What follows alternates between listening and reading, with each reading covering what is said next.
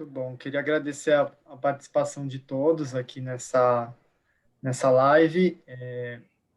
Acho que a gente vai apresentar um primeiro panorama, né, da temática da saúde integrativa e essa interface com a pesquisa. Não sei se Lilian quer fazer uma introdução dessa primeira interface que a gente está criando aqui entre o consórcio acadêmico e a Elsevier. Sim, obrigada. Agora acho que já pode falar boa noite a todos. É um prazer estar aqui com vocês. Do nosso lado, da Elsevier, a gente vai mostrar alguns números relevantes, pela Fernanda Guzmão, ela vai explicar um pouco, e eu vou falar um pouco de como fazer pesquisas relacionadas ao tema dentro do Embase para vocês. Então, é isso para ilustrar um pouco mais a parte da pesquisa científica desse tema. Ok. Então, eu vou começar mostrando a minha apresentação, para a gente começar a problematizar a nossa conversa. Vocês estão vendo a minha tela, né? Meu nome é Caio Portela, eu sou vice-presidente do Consórcio Acadêmico Brasileiro de Saúde Integrativa. Nós, como consórcio, nós somos uma rede de pesquisadores, né, que procuram trazer uma referência em medicinas tradicionais complementares integrativa e produzir material científico, conexões, oportunidades para pesquisadores dentro dessa área de saúde integrativa. Nós, como consórcio, temos o objetivo de nos tornarmos um centro de excelência, né, para a execução de pesquisas, projetos científicos, sempre com uma ideia de respeitar a complexidade humana e trabalhar dentro de uma perspectiva ampliada, sempre em alinhamento com a ciência, né? Então, para começar, eu vou definir um pouco essa ideia de saúde integrativa, né? Então, a gente está falando de um tema que é muito amplo e que está descrito dentro do NIH como um conjunto, né, de práticas mente-corpo, terapias naturais, porém, existe uma definição que o consórcio adota, que é uma definição tripla, onde a gente considera os sistemas médicos complexos ou racionalidades médicas, né, onde a gente tem uma série de grandes medicinas, como a Ayurveda, a medicina chinesa, a antroposofia, como sistemas médicos complexos estruturados, com teorias próprias e uma forma de avaliar e tratar específica. Temos as terapias não farmacológicas, né, que envolve as práticas mente-corpo, meditação, terapias corporais, várias práticas que não têm insumos farmacológicos, e os produtos naturais, que incluem, por exemplo, os fitoterápicos, óleos essenciais e uma série de outros produtos que estão dentro dessa abordagem. Então, a abordagem integrativa é uma abordagem que vai dialogar vários sistemas médicos complexos, ou, no mínimo, essas três interfaces, né, dos produtos naturais, um conjunto de terapias não farmacológicas e a contribuição desses sistemas para a saúde humana em alinhamento com a produção acadêmica científica. Se a gente pegar um pouco do que existe na literatura, a gente vai encontrar uma série de autores discutindo o conceito de uma abordagem complexa, né, em saúde, né, o conceito de Whole Medical System, por exemplo, que o Eric Bars traz, né? Então, é um conceito interessante que situa uma abordagem ampliada de saúde, né, com uma visão diferenciada do processo de adoecimento, do sistema de diagnóstico, do tratamento, né? Então, são abordagens que tentam caminhar para uma individualização e uma abertura de olhar em relação às teorias de base e testar essas teorias dentro de uma outra perspectiva. Então, a gente vê surgindo estudos na literatura científica fazendo essas aproximações, né, integrando e estudando as contribuições dessas abordagens, desses sistemas médicos para as problemáticas contemporâneas em saúde, né? Então, fazendo, inclusive, o uso de uma lógica de biologia sistêmica, para testar, por exemplo, o conceito de calor e frio dentro da medicina tradicional chinesa, né? Quanto que isso existe como uma categoria coerente e útil para tratamento e para avaliação de determinadas condições de saúde. Então, esses estudos eles têm ganhado corpo dentro da literatura e têm sido áreas de inovação, inclusive falando da fitoterapia na medicina chinesa, de outras abordagens que não seguem uma lógica convencional, são lógicas que estão sendo testadas, estão sendo olhadas de uma outra maneira. A mesma coisa tem acontecido com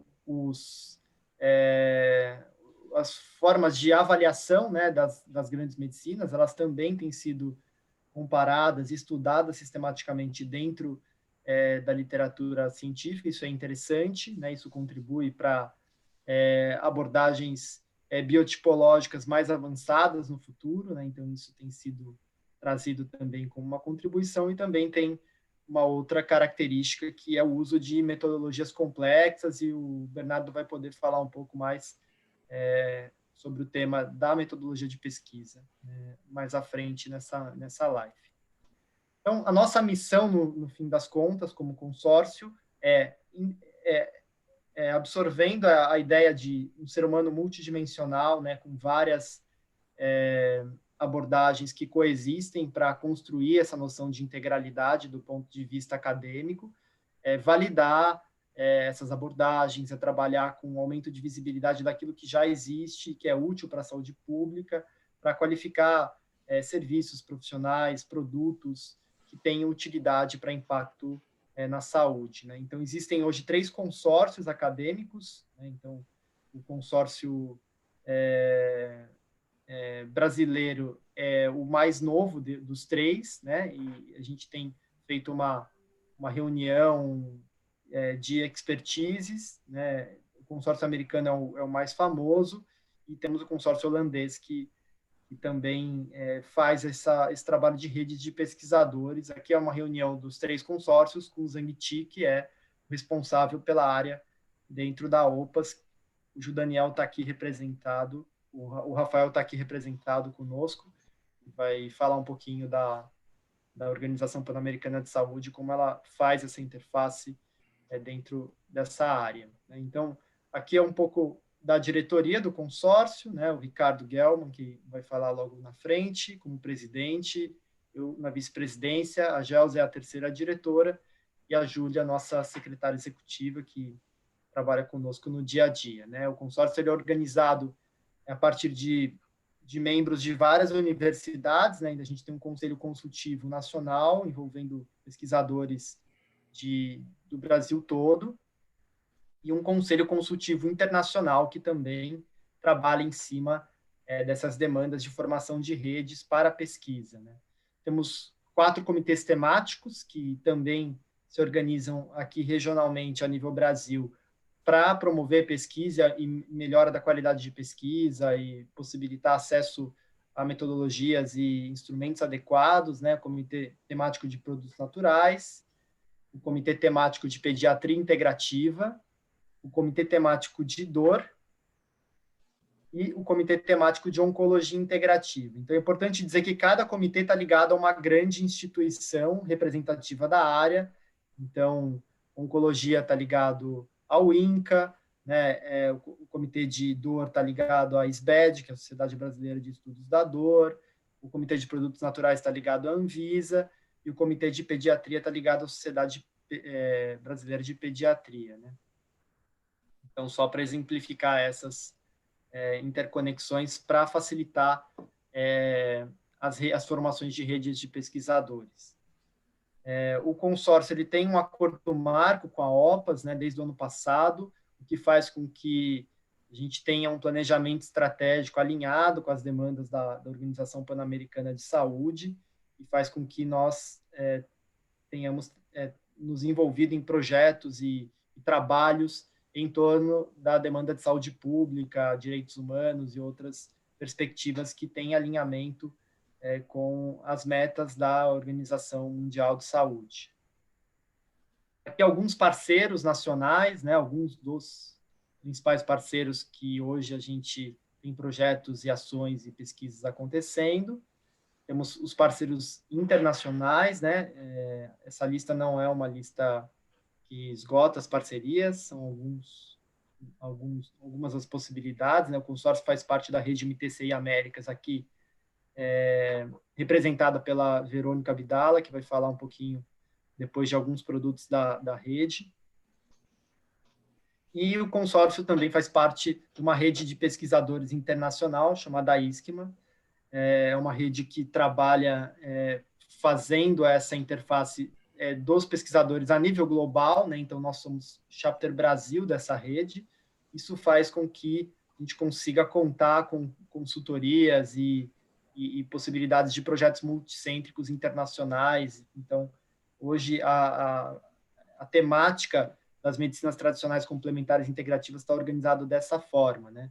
Então, aqui só para exemplificar alguns acordos de colaboração que o consórcio tem desenvolvido, né, para trabalhar com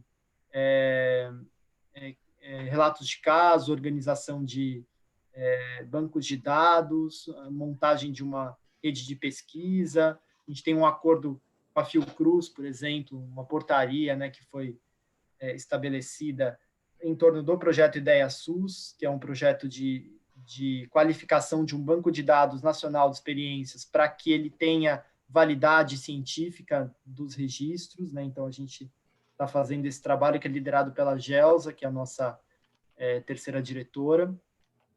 A gente tem aí um acordo com a Secretaria de Desenvolvimento da Amazônia, né? Um acordo que está em andamento para o financiamento de um congresso que vai acontecer no ano que vem, de pesquisadores nessa área, né, um congresso voltado para pesquisa nessa área, com ênfase em terapias, em produtos naturais, vai acontecer na Amazônia, que é uma área grande de produção aqui do Brasil, de diferenciação de produção acadêmica aqui do Brasil. Recentemente, a gente fez uma parceria com o consulado indiano, né, o Ministério Ayush. A gente tem feito alguns materiais junto com eles, a publicação de um protocolo, tradução, na verdade, de um protocolo para o manejo da Covid, que foi realizado lá na Índia. A gente juntou um grupo de pesquisadores para fazer a adaptação cultural, a tradução desse material, e existe um projeto de pesquisa do Comitê de Produtos Naturais para pesquisa em medicamentos ayurvédicos, também fruto dessa parceria com a Ayush.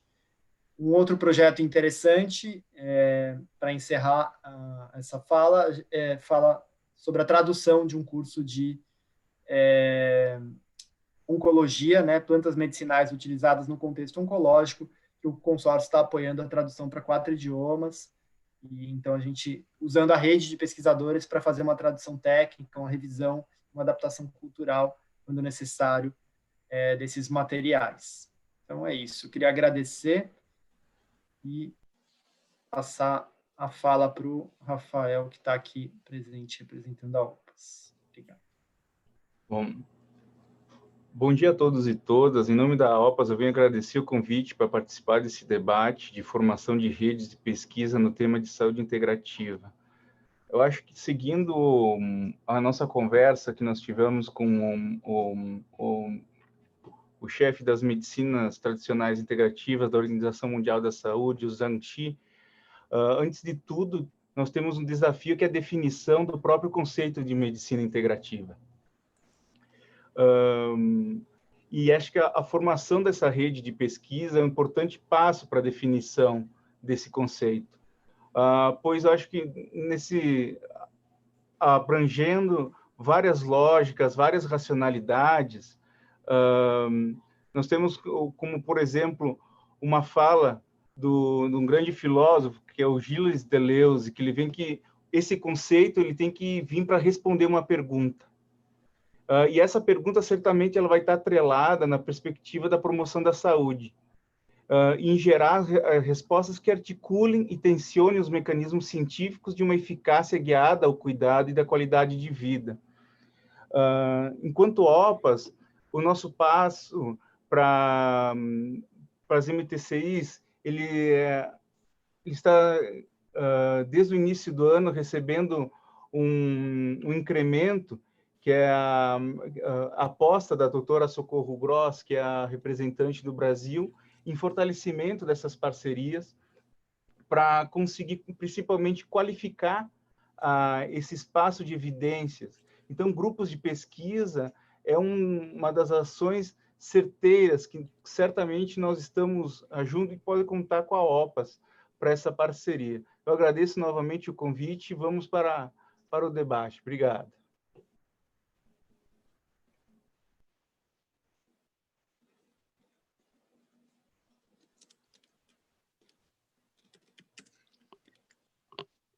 Eu acho que agora é a Fernanda que vai fazer a sua apresentação. Fernanda, você pode se apresentar e começar, por favor. Obrigada, Lilian, e boa noite a todos. Meu nome é Fernanda Guzmão, eu sou a gerente responsável pelas soluções de gestão da pesquisa na Elsevier. Eu vou fazer uma breve apresentação de um panorama da pesquisa científica relacionada à saúde integrativa, utilizando uma das bases de dados da Elsevier. Então, eu vou começar a compartilhar a minha tela. Por favor, me avisem se vocês conseguem ver o meu slide. Conseguimos, sim. Tá ótimo, obrigada. Então, vamos lá. Antes de trazer os dados, eu quero explicar um pouquinho de onde estão vindo esses dados, né? Qual que é a base de dados que a gente está utilizando para que vocês entendam os números que eu vou trazer depois. Então, eu estou utilizando uma das bases de dados da Elsevier, chamada Scival, tá? Scival é uma base de dados que analisa os artigos que estão no Scopus. Scopus é uma outra base de dados da Elsevier, que eu imagino que a maioria dos pesquisadores conheçam por utilizar dentro da CAPES, né? Ela faz parte do portal de periódico da CAPES, e o Scopus é uma base de dados que indexa conteúdo científico, né? Para fazer parte do Scopus, uma revista científica, um artigo científico, ele tem que passar por um processo de avaliação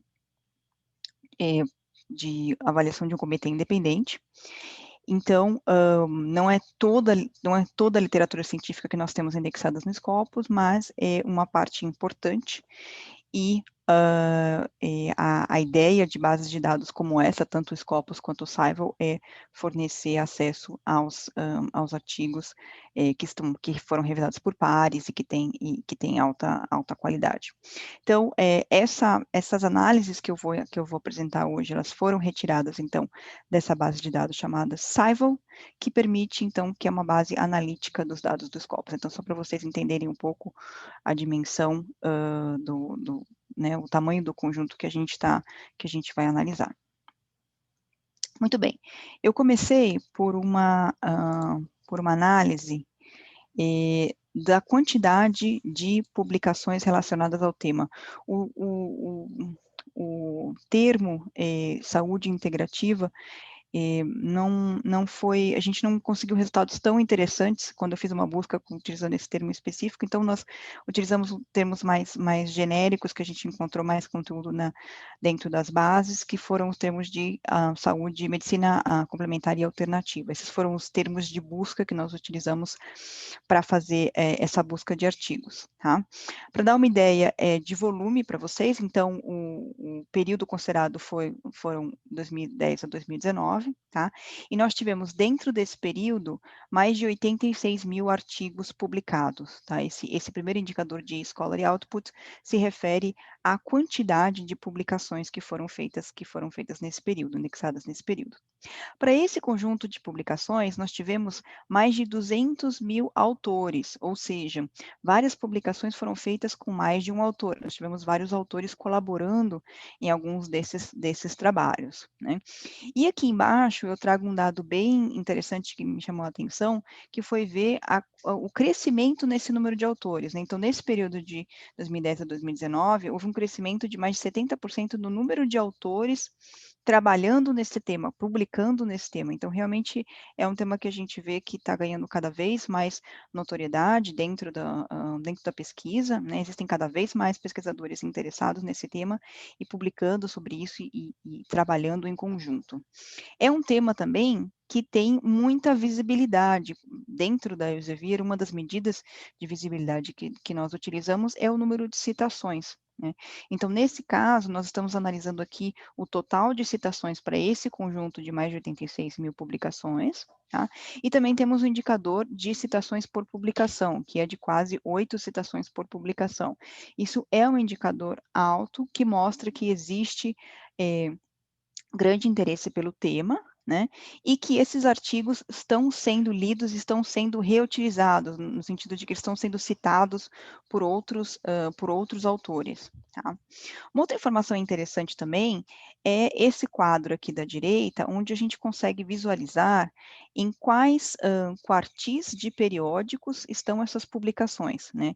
Então, se as publicações estão em revistas que nós chamamos do primeiro quartil, que são as revistas que têm mais visibilidade, que são as revistas que têm maior número de citações, que são as revistas consideradas top, né?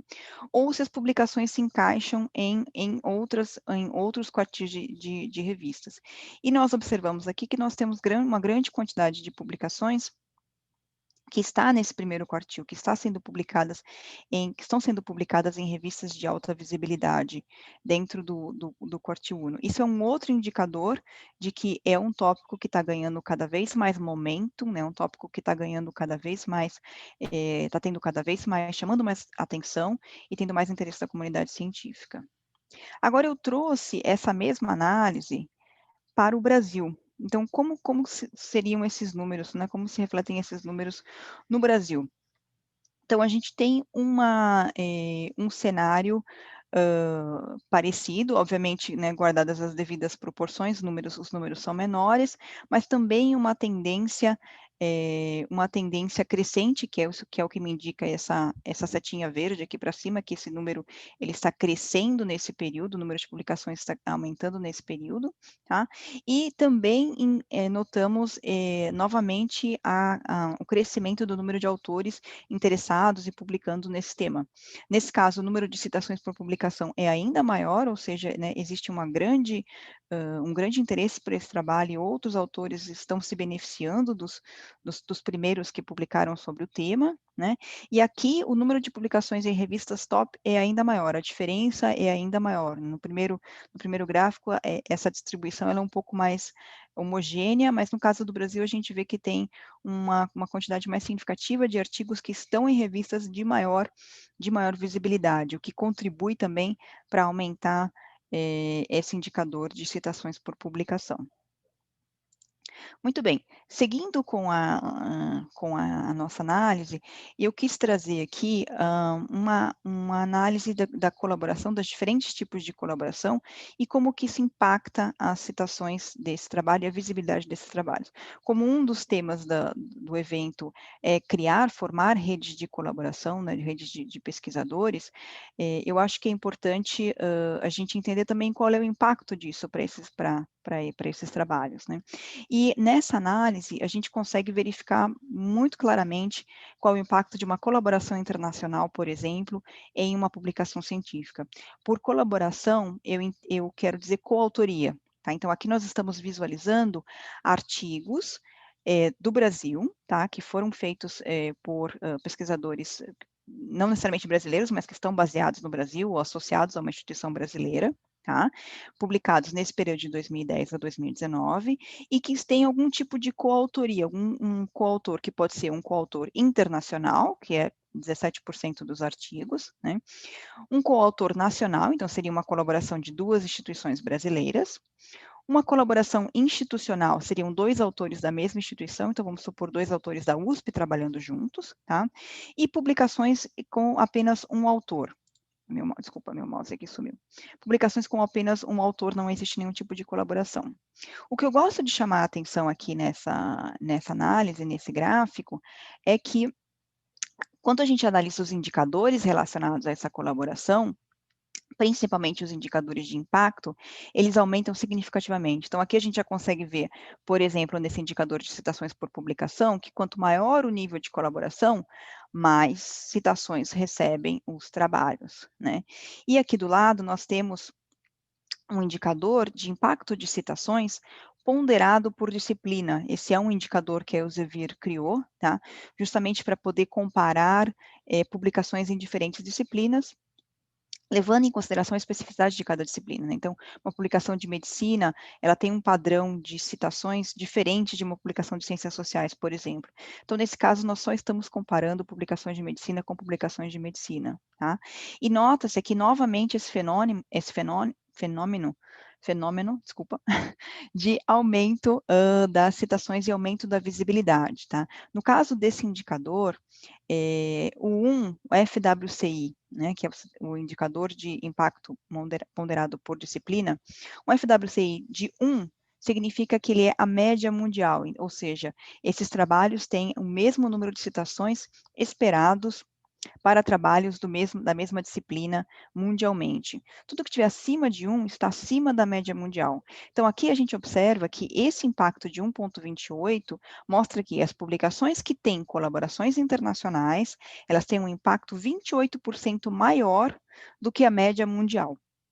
Tá? Então, fica muito claro, o que eu gosto muito nesse tipo de análise, é que a gente consegue quantificar o impacto da colaboração, né? Porque todo mundo sabe que, de maneira geral, todo mundo sabe que se há uma colaboração internacional, o artigo tem mais visibilidade e vai receber mais citações, mas era difícil colocar um número nisso, e aqui a gente consegue quantificar esse tipo de impacto. Muito bem. Seguindo aqui na apresentação, eu quis explorar também um pouco a questão de quem são esses países com os quais o Brasil está colaborando e está publicando, né? Então, um destaque para os Estados Unidos, que imagino que não seja nenhuma surpresa, né, para vocês, e temos também, em seguida, alguns países europeus, que são os que se destacam aqui em número de artigos, tá? Então, aqui, essa lista, ela está organizada por quantidade de publicações em coautoria com instituições dos Estados Unidos, em coautoria com instituições da Inglaterra e etc., tá? E, novamente, nós temos aqui o indicador de impacto, né? E observem que em quase todos os casos, esse indicador está acima de 1, está acima da média mundial. Então, reforça o que eu estava dizendo anteriormente, de que uma publicação em colaboração, uma cooperação entre pesquisadores internacional, ela traz muito mais visibilidade para o trabalho. Para finalizar, o último slide que eu gostaria de compartilhar com vocês é esse slide que mostra os países que estão citando os trabalhos nesse caso, medicina complementar alternativa, que foi o termo que nós utilizamos, né? Então, aqui nós não estamos falando somente dos trabalhos do Brasil, tá? Nós estamos falando dos trabalhos em nível internacional, tá? E a ideia foi trazer para vocês quais são os países que mais estão dando atenção para esse tipo de trabalho, né? Em quais países esses trabalhos estão chamando atenção e estão sendo mais citados, tá? Então, novamente, os Estados Unidos aparece no topo aqui da nossa lista, seguido da Alemanha, Brasil, como a gente viu, o número de autores que estão trabalhando com esse tipo de tema está crescendo, né? Então, isso também se reflete aqui, e outros países europeus que também coincidem com países com os quais o Brasil trabalha, tá? Então, a ideia aqui era trazer, por um lado, onde estão sendo feitas publicações, né, qual é o panorama mundial, o panorama no Brasil, e, por outro lado, onde essas publicações estão sendo lidas e citadas, que é a ideia desse gráfico, tá? Quais são os países que mais estão citando os trabalhos relacionados à medicina complementar e alternativa. Era isso que eu queria apresentar, de maneira bem rápida para vocês, e eu fico à disposição. Muito obrigada pela oportunidade. Legal, obrigada, Fernanda. Acho que a gente não falou no início, mas se alguém tiver alguma pergunta, manda aqui para a gente nessa caixinha de perguntas e respostas, que acho que esperamos que sobre um tempo no final, senão a gente tenta encaminhar as respostas para vocês depois, tá? Bom, eu vou seguir então com a apresentação agora. Vou compartilhar aqui meu slide, só um minuto.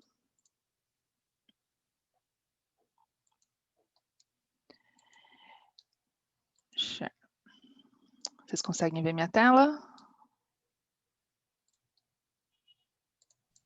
Sim. Sim? Ok. Sim, Lilian, perfeito. Ok.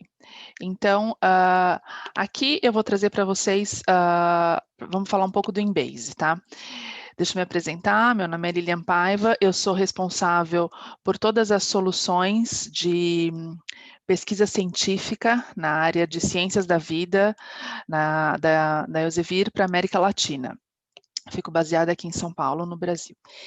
E o objetivo de trazer essa apresentação bem rápida, né, do Embase para vocês, porque é uma das soluções mais completas para fazer pesquisa científica na área de biomédicas, e outra porque ela está disponível para todos, desde janeiro, dentro do portal de periódicos da CAPES. Então, para quem ainda não conhece, eu sugiro que faça algum contato com a sua instituição, com a sua universidade, para que comece a utilizar e para ajudar nas pesquisas de vocês, como sendo os principais objetivos do consórcio, que é, de fato, estimular a pesquisa científica, sobretudo no tema que a gente está falando agora. Então, eu vou falar rapidamente do conceito do Embase para vocês. É a principal e maior e mais completa base de dados de literatura biomédica, pelo fato da quantidade de revistas científicas e de conferências que a gente tem indexado, por um indexador específico, um Thesaurus, que é o N3, que eu vou explicar um pouquinho para vocês, e uma série de tipos e formulários de pesquisa que vocês conseguem fazer. São muitas opções, então é por isso que a gente tem uma série de treinamentos que são disponibilizados ao longo do ano para as instituições, via CAPES, exclusivo na instituição. Então, qualquer informação com relação a isso, vocês podem falar comigo, tá? Então, o Embase atende muito bem a indústria farmacêutica, a pesquisa científica de academia, de governo, a empresas ou órgãos que estejam trabalhando, desenvolvendo, fazendo segurança de dispositivos médicos, são um dos grandes focos da base. A gente tem cerca de 8.300 periódicos indexados, muito similar ao que a Fernanda comentou, de Scopus, todos as revistas, os artigos são indexados, eles passam por um critério de avaliação para conseguir, e todos são revisados por pares.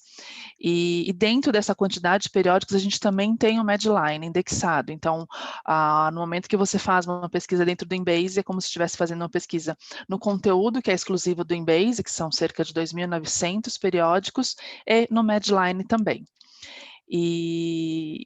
A grande distribuição na taxonomia do N3 é feita baseada em medicamentos, em enfermidades e em dispositivos médicos. E eu vou mostrar para vocês um pouquinho como que funciona o N3. Então, com base nisso, a gente tem a indexação de todo o conteúdo e a maneira como vocês fazem essas pesquisas. Além disso, vocês conseguem salvar pesquisas, compartilhar pesquisas em grupos de pesquisadores relacionados a um tema ou vários temas, criar alertas, ou seja, é muito mais do que só uma base de dados, é uma plataforma que ajuda muito no dia a dia das pesquisas de vocês. Tem uma cobertura muito grande de conteúdo, de resumos de conferências também. Então, você pode, eventualmente, buscar só informações específicas de conferências que a gente tem desde 2009, mais ou menos. O idioma, ele é pesquisa científica toda feita em inglês, vocês estão cientes disso, mas vocês conseguem visualizar também o idioma que o artigo foi publicado, no caso do Brasil, quando é publicado em português e em inglês também. Só para vocês entenderem um pouco do conceito da indexação, de como ela é feita, a gente tem o conteúdo, que é revisado por pares, a revista já está indexada, tem especialistas que extraem o conteúdo relevante desse artigo, ou desse conteúdo, desse texto, e fazem a indexação desses artigos, desses conceitos, dentro do nosso N3, que é o Thesaurus, que está aqui embaixo. E, sendo assim, o conteúdo fica disponível, como está aqui à direita, dentro da base que vocês vão ter acesso. O Embase não é uma base de texto completa, é uma base referencial. Vocês conseguem acessar o título, os autores, os resumos, os termos indexados, mas vocês têm um link para ir até o texto completo, que vocês provavelmente vão tem acesso também através do portal de periódicos da CAPES. Então, ela corta o seu caminho para chegar mais rápido e de maneira mais efetiva a um conteúdo que eventualmente vocês estão buscando, tá? Esse daqui seria o N3, que eu vou mostrar também depois, mas aqui eu fiz 2 tipos de exemplos. Então, para facilitar nas buscas de vocês, aqui a gente mostra um pouco como está indexado a medicina alternativa e o que está disponível embaixo dela, ou como está indexado a medicina tradicional e o que está disponível embaixo dela. Então, a gente tem cerca de 370 mil sinônimos. Para quem conhece ou já é usuário já conhece os termos MESH, todos os termos MESH são sinônimos dentro do N3. Então, o que vale a pena é você saber como faz essa conversão desses termos para passar a pesquisar utilizando os termos do N3.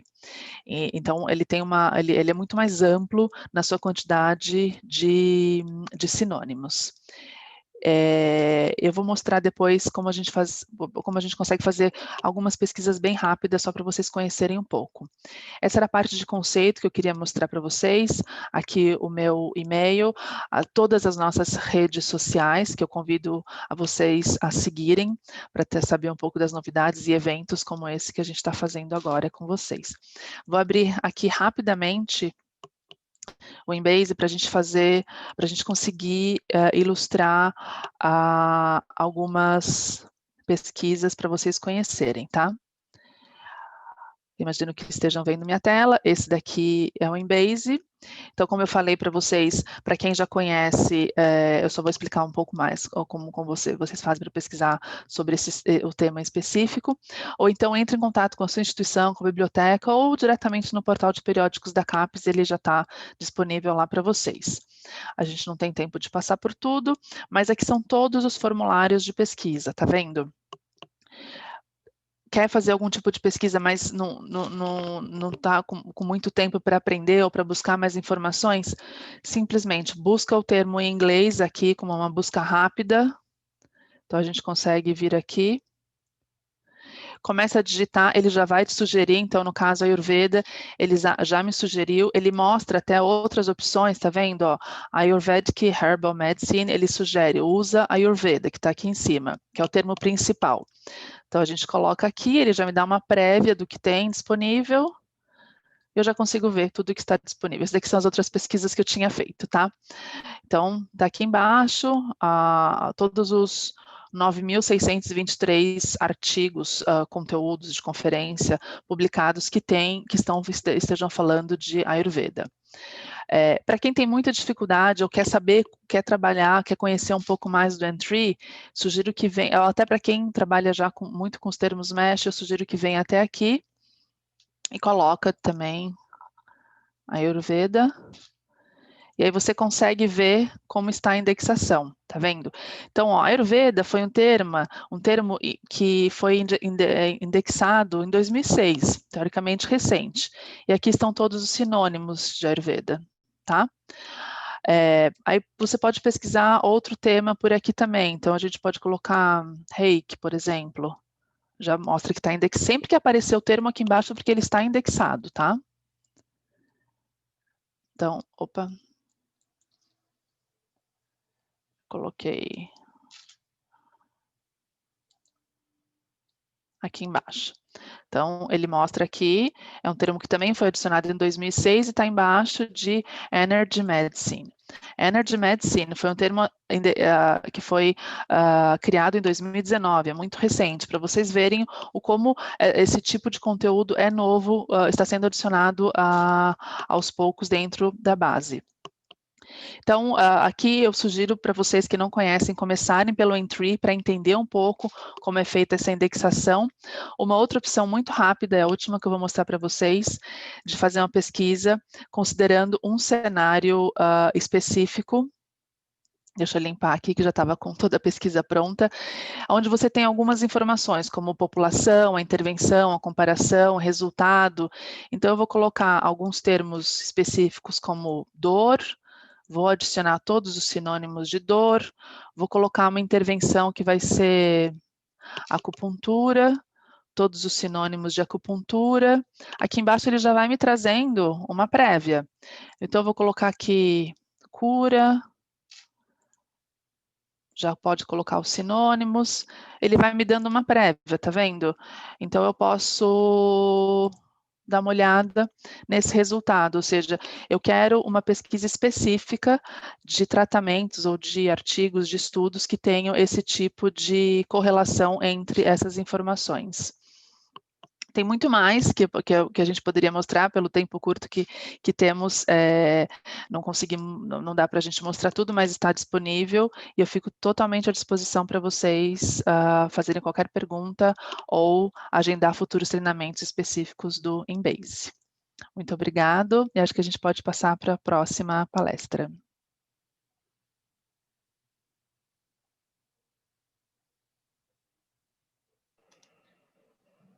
Muito bom.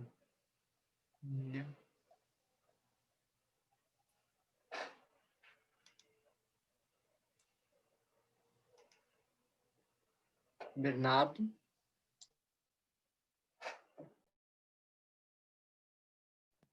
Olá, pessoal. Boa noite. Eu vou agora fazer a transmissão da minha tela.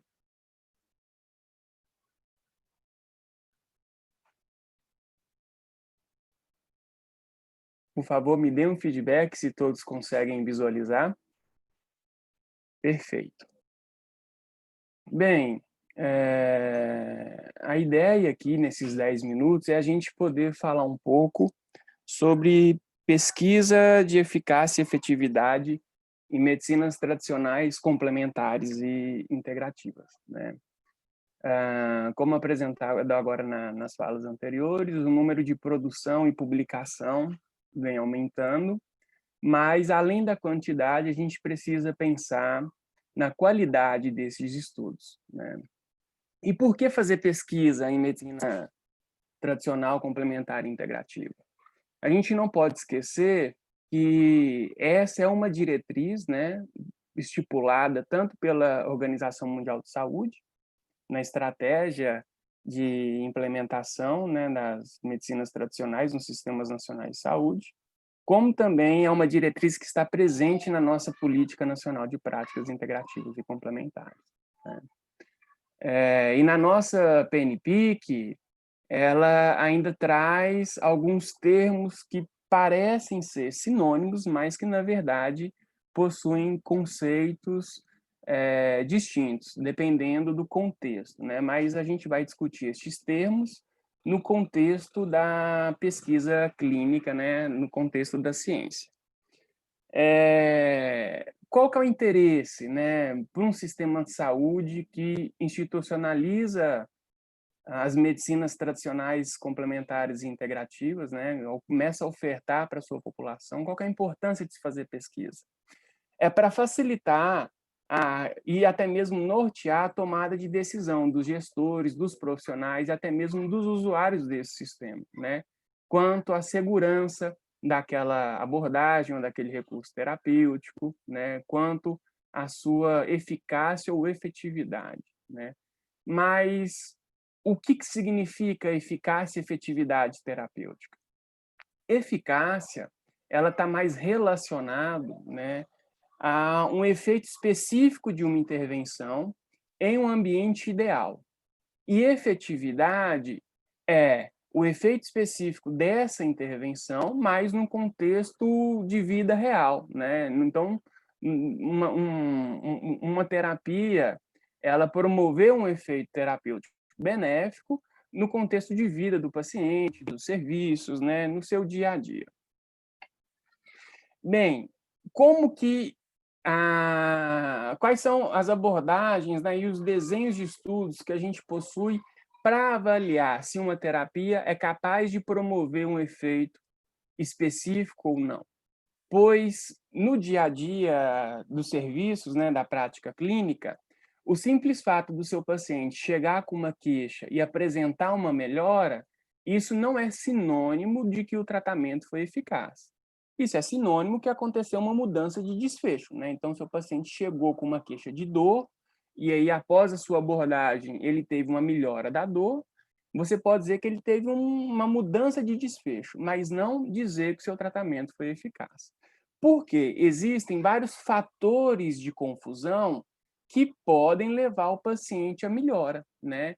Então, como a própria história natural da doença, se um paciente ele se encontra em um estado de saúde, né, vamos dizer assim, saudável, e ele amanhece com uma dor lombar, né, uma lombalgia aguda, se sabe que a história natural da doença, né, da dor lombar aguda, é que com 1 semana, 2 semanas, ela regrida e ela suma, né? Então, independente da intervenção, o que se espera é que esse paciente vá melhorar, né?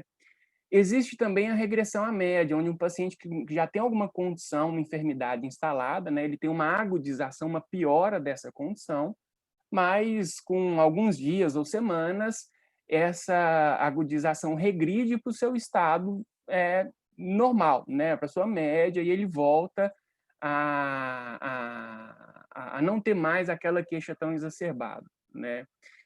E uma série de outros fatores de confusão, como o viés de memorização, o efeito Althorne, que está relacionado à mudança de comportamento do paciente na hora que ele sabe que está sendo avaliado, né? Então, o simples fato do paciente buscar um profissional de saúde e ser tratado ou ser cuidado por este profissional não quer dizer que aquele tratamento é eficaz, né? Pois, independente da intervenção que o profissional utilizar, aquele paciente pode apresentar uma melhora, como a gente vê nessa coluna aqui da direita, né? Mesmo o paciente não recebendo tratamento algum, só de passar por uma avaliação, uma consulta com um profissional, né? Por causa desses dois fatores de confusão, ele pode ter uma melhora. Então, eu preciso comparar uma intervenção, né, de interesse com alguma outra abordagem para tentar o quê? Controlar esses confundidores, esses fatores de confusão. E o mais comum é utilizar tratamentos inativos, né, como os tratamentos placebos ou sham, ou até mesmo tratamentos ativos, que são aqueles tratamentos convencionais já realizados no dia a dia do serviço, né? Então, imagine que nessa coluna da esquerda é a minha terapia de interesse, né? Qualquer medicina tradicional complementar integrativa, né? E aí eu realizo um estudo com 3 braços, onde eu comparo com uma intervenção inativa placebo, né? E aí eu vou ter uma ideia, subtraindo o efeito das duas, da minha diferença das médias ou do efeito específico daquela intervenção. Se essa terapia mostrar um efeito específico, ela é considerada como eficaz. Só que o desafio da pesquisa em medicina tradicional chinesa, ele impõe algumas restrições e cautela para os pesquisadores, né? Quando a gente fala que o ensaio clínico é o padrão ouro para estudo de eficácia, a gente tem que ter ciência que pesquisar a eficácia de um medicamento alopático é diferente de pesquisar a eficácia de um tratamento não farmacológico, né, como o exercício terapêutico, as práticas corporais, uma massagem, né? Então, essa questão já é problematizada, discutida, né, por grandes pesquisadores, como a Claudia Wiff, que é uma das referências internacionais de pesquisa em medicinas tradicionais complementares integrativas, né? E o que a gente tem de recomendação é que, quando se realizar pesquisa em medicinas MTCI, o termo correto é a investigação da efetividade, né, dessa intervenção. Por quê? As pesquisas de efetividade, ela tem uma característica diferente das pesquisas de eficácia, né? Então, normalmente são estudos pragmáticos, em contexto real de vida, né? Os critérios de elegibilidade, eles são mais amplos. Então, além do paciente possuir aquela condição de saúde diagnosticada, possuir sinais e sintomas estabelecidos, ele pode estar realizando co-intervenções, ou seja, outros tratamentos, né? Ele pode ter outros agravos e outros problemas associados, né? Que ele não vai ser excluído do estudo, pois na vida real é assim. O paciente que busca um atendimento, ele costuma ter uma série de comorbidades e realizar tratamentos, uma série de tratamentos, né? Que eu quis chamar de abordagem multimodal. Os protocolos de intervenção, eles não são fechados, né? Então são protocolos semi-padronizados, onde eu sigo um referencial teórico, né? Mas ele me permite uma individualização na minha intervenção, né? Os desfechos, ao contrário das pesquisas de eficácia, cujos desfechos são predominantemente laboratoriais, baseados em biomarcadores e voltados para a doença, os desfechos de intervenção nos estudos pragmáticos são centrados no paciente, né? Então, é autopercepção de intensidade da dor, é qualidade de vida, sintomas depressivos, né? E a validade externa dos estudos pragmáticos são maiores, ou seja, a capacidade de generalização, né? Então, os resultados encontrados em ensaios clínicos pragmáticos, eles possuem uma maior extrapolação, né, para a população. Só que outro entrave, outra dificuldade para se realizar pesquisa em MTCI são as racionalidades médicas ou os sistemas médicos complexos, né? Ou seja, o arcabouço teórico, paradigma, um modelo teórico que embasa cada intervenção, né? Então, nesse esquema, a gente consegue ver que algumas intervenções, por exemplo, a acupuntura da medicina chinesa, ela é um recurso terapêutico exclusivo do MTC. Entretanto, fitoterapia, massagem ventosa, meditação, ela é um recurso terapêutico presente em outros referenciais teóricos, né, em outras racionalidades médicas. Então, no ensaio clínico, isso precisa estar claro, né? O pesquisador ele precisa, no desenho do estudo, definir qual é o referencial teórico que está embasando aquela intervenção, né, a sua formulação de hipótese de pesquisa, né, para que os elementos desse referencial teórico entrem nos critérios de elegibilidade, entrem durante o protocolo de intervenção, né, e não comprometa uma avaliação adequada, né, da terapia. E aí, nas medicinas tradicionais, né, o que a gente tem preconizado é que a abordagem de pesquisa deva ser a top-down, ou seja, a necessidade da pesquisa surge já de um contexto de prática clínica, né? Então, em países onde essas medicinas são originárias, como, por exemplo, a medicina tradicional chinesa ou a medicina ayurvédica na Índia, né? Onde a gente tem hospitais que ofertam essas práticas em saúde, esses paradigmas de saúde, né?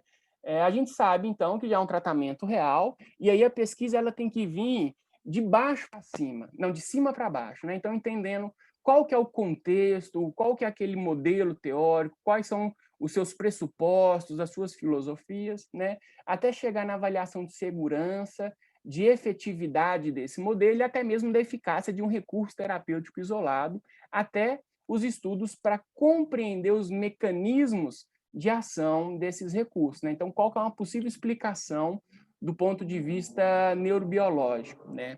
Já as pesquisas convencionais em medicamentos, elas partem da descoberta de uma substância, né? Da descoberta, da avaliação do seu mecanismo de ação, até mesmo ao seu estudo em populações saudáveis, doentes, e aí sua generalização para toda a população. E essa questão de se considerar o referencial teórico da medicina tradicional, das medicinas tradicionais é tão importante que ele foi incluído na revisão da Classificação Internacional de Doenças e, a partir de 2022, a CID-11 contará com um capítulo sobre diagnósticos nas medicinas tradicionais asiáticas, né? Então, a gente consegue observar aqui na coluna da esquerda que esses padrões diagnósticos eles seguem os padrões sindrômicos, né, daquele referencial teórico, e aí mostra uma valorização desses referenciais teóricos das medicinas tradicionais, responde às necessidades dos sistemas nacionais de saúde, que já possuem essas terapias institucionalizadas, por exemplo, o Brasil, onde os profissionais do SUS ofertam esses procedimentos, e também estimula a realização de novos estudos, né? Cujos critérios de elegibilidade não vão precisar estar restritos única e exclusivamente à categoria de doença da racionalidade biomédica. E o interessante é que a gente vê que a existência de evidências e recomendações já é uma realidade. Então, esse aqui é o guideline escocês, né, que pertence ao Sistema Nacional de Saúde britânico, né? E aí a gente nota a recomendação para acupuntura com um grau alto de recomendação. Mesma coisa é o guideline para a dor lombar do Colégio Americano de Medicina, onde tem Tai Chi, Yoga, meditação e acupuntura. O guideline da Lancet para dor lombar, a gente nota que de 8 recursos não farmacológicos recomendados para dor crônica, 4 são práticas integrativas e complementares. Guideline para cervicalgia, a própria NICE, o guideline para manejo de cefaleia e enxaqueca, entra recomendação de PICS. O guideline europeu para manejo de doenças reumáticas, também está presente as PICS, e os guidelines até mesmo para outras condições, como osteoartrite de joelho, mostra aí práticas corpo e mente como o Tai Chi e, numa menor consistência, a acupuntura. Agora, qual que é esse problema da pesquisa de eficácia das medicinas tradicionais, né? Então, a gente tem, por exemplo, estudos como este de 2020, com 150 participantes publicados na BMJ e com uma alta qualidade metodológica, ou seja, baixo risco de viés, mostrando que tanto o efeito da acupuntura como o efeito da acupuntura Shan, eles são superiores ao efeito do tratamento convencional, né? Então, à medida que as pesquisas vão avançando, né, os referenciais teóricos vão sendo incluídos nos desenhos de estudo, a gente começa a notar um fenômeno que é denominado de o paradoxo da eficácia, que é quando, mesmo não havendo uma diferença entre o tratamento real e o tratamento placebo, ambos são superiores, ou seja, produzem um efeito total maior do que o tratamento convencional, né? Então, isso mostra uma nova possibilidade também para o paciente, né, e para o sistema de saúde. Então, como considerações finais, para a realização de pesquisa clínica, né, a gente tem indicação, então, de estudos, ensaios clínicos controlados pragmáticos, né? É muito importante considerar o referencial teórico das medicinas tradicionais complementares e integrativas, né? Pois uma modificação na dose, na frequência, no referencial teórico por trás daquele tratamento pode modificar o estado de eficácia de uma terapia comparada ao seu placebo ou tratamentos convencionais. Deixo aqui também um convite para acessar a nossa página do nosso projeto de extensão na Universidade Federal do Ceará, e agradeço a todos a atenção. Bernardo, muito obrigado, excelente fala. O professor Bernardo, ele é coordenador do Grupo de Atenção Integral e Pesquisa em Acupuntura e Medicina Tradicional Chinesa, da Unidade da Federal do Ceará, e traz uma perspectiva, acho que, muito importante para nós, né? Vai ser um prazer a gente problematizar isso, já vi que algumas pessoas fizeram perguntas, e agora a gente chama a Verônica Abdala, que é gerente de serviços e fontes de informação da BIREME, OPAS OMS. Verônica. Me escutam bem? Deixa eu ver se eu compartilho. Tudo bem? Me escuta? Escutamos bem. Certo, Verônica. Muito obrigado. Bem, eu queria compartilhar toda a tela. Vou fazer a parte. Bem, primeiro eu queria só agradecer pela oportunidade e também pela aula que a gente está tendo aqui. Eu acho que, assim, eu estou realmente como espectadora, tá? Então, eu queria estar mais aqui contribuindo, fazendo perguntas e tal, mas por isso eu acho que a gente tem muito material, enfim, fomos muito provocados no bom sentido, e é legal, acho, se a gente tiver esse espaço para perguntar. Então, eu vou fazer uma apresentação já comentando com alguma coisa do que vocês falaram. Gostei realmente muito, muito, muito do que a gente já viu até então. Bem, cabe a mim apresentar a biblioteca virtual em medicina tradicional complementar e integrativa. Eu sou Verônica Abdala, da BIREM, eu sou bibliotecária, gerente da área de produtos e serviços de informação, e dentro dessa minha área a gente tem o desenvolvimento de bibliotecas virtuais em saúde. É um modelo de gestão da informação que já tem 22 anos, a BIREM tem mais de 50 anos, a gente sempre trabalhou com a área de informação na área de saúde. E a BVS-MTCI, né, essa temática, é um tipo de aplicação desse modelo BVS, pode ser no âmbito de um país, nacional, de uma instituição ou de uma área temática, que é de uma área temática e no âmbito de uma grande região das Américas, está aqui. Bem, o objetivo sempre do nosso trabalho nesse modelo é promover o acesso e democratizar o acesso à informação, divulgar, facilitar o acesso e contribuir para que as decisões na área de saúde sejam mais embasadas na ciência, no conhecimento científico. E aí, nessa carona entra, mais do que carona, mas entra a área MTCI. Bem, esse trabalho começou já tem um tempo, ele está embasado, alinhado com a estratégia da Organização Mundial de Saúde sobre Medicina Tradicional, com essa política de etnicidade e saúde da OPAS, e a estratégia de acesso universal e cobertura universal à saúde da OPAS, enfim, aos ODS. Nós estamos aqui, neste contexto, se encaixa a proposta de construção desse espaço como um bem público regional, né, das Américas, divulgando e promovendo o acesso à informação nessa temática.